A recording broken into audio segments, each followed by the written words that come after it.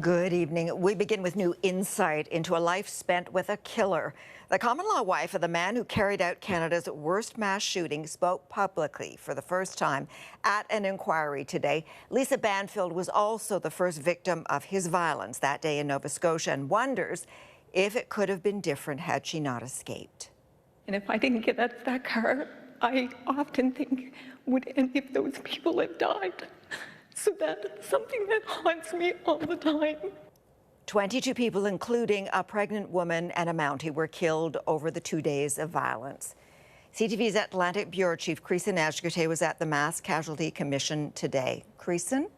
Sandy, the families of 22 victims and an unborn child have finally heard from the gunman's common-law spouse, but the outcome was not what they wanted. With her sisters by her side, Lisa Banfield tells her story of almost 2 decades of physical and psychological abuse. Could you swear the witness, please? Recalling the first time she was assaulted by Gabriel Wortman after a party with friends. And I was scared, like I didn't know what he was going to do, so I just wanted to get out of there. As the years went on, the abuse became more extreme, with Wortman threatening to kill her. If we had a fight, he put the gun to my head to scare me and said that he could blow off my head. Years prior to the mass shooting, Banfield says she lied to police when asked if there was any guns in their Dartmouth home after Wortman fired off a live round following a fight with his parents on the phone. When they asked me that, I didn't want them to go in because I didn't want them to get hurt. When Wortman began collecting illegal guns and later decommissioned police vehicles and police uniforms, she never believed he would go further. Did you ever worry that he might use that car to hurt or exploit others? No.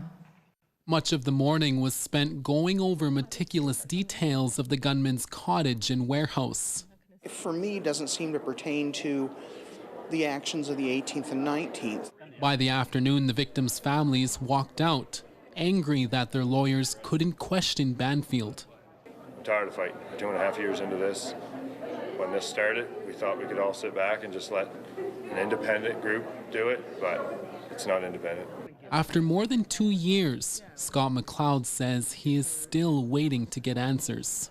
Why would he have targeted my brother, who was so far out of the way, that, and start this all over again a second day? Banfield says she sympathizes with the family's frustration, adding that Wortman took so many innocent lives, and she now has to answer for it. Sandy. Okay, Creeson, thank you.